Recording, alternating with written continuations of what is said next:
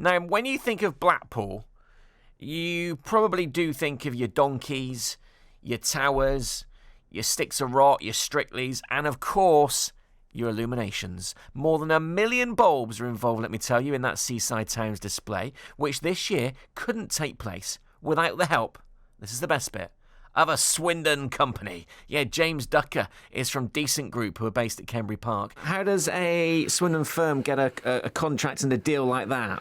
Well, what we've actually been doing for the Blackpool Illuminations is developing a little piece of software which will schedule the switching on and off of the lights every day.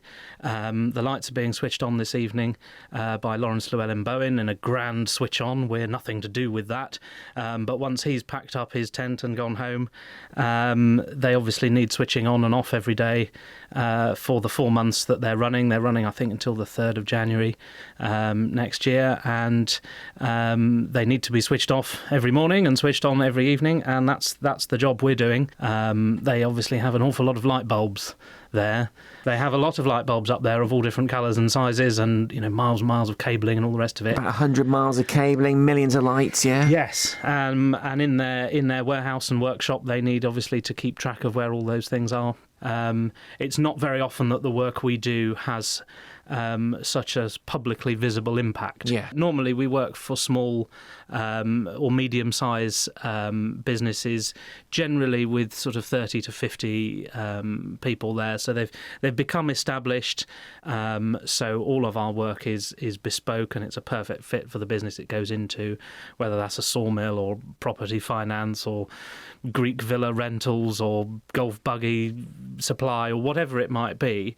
And so in a nutshell, about this launch system of the Blackpool Illuminations, we've got a launch system of the NASA Artemis rocket. You've got to get all your eggs in order there, haven't you? Yes, your ducks lined up. You have. And is there a bit of pressure, is there, if you don't want it not to work properly? No, we do need to not cock this one up. Yes, absolutely, because people will see it. But what I always think with any well-designed software system is the simpler the better, and this thing is actually pretty simple. There are 8 electricity substations along the length of the Blackpool Prom which feed the lights, and we are essentially talking to each of those at the right time of day to turn them on and off. We are controlling from here the scheduling of the switching on and the switching off every day. Were you concerned at all about, them, forgive the pun, pulling the plug on it, given the huge cost of electricity at the moment? I mean, do things like this get put in jeopardy because of it?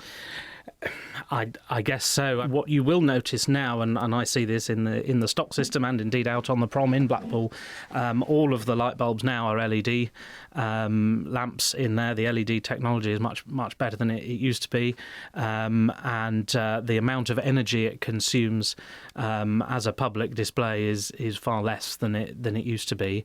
I think with all these things, it's about taking a sensible view of how we use energy.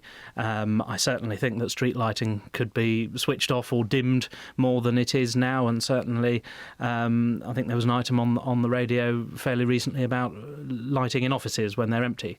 That's just not necessary. It's surprising how many are still blaring out, isn't it? Yeah. And I think that will gradually resolve itself, but the Blackpool Illuminations aren't going anywhere. They're here to stay. I'm sure you can see it from space, like every organiser likes to say, like the Bridgewater Carnival. I always heard you could see it from space. The Great Wall of China, if it's got any lights. And I'm going up to Blackpool, and I will see it from Blackpool, which I think you'll get a better view of the illuminations from Blackpool than you will from space. But that's just my way of doing it.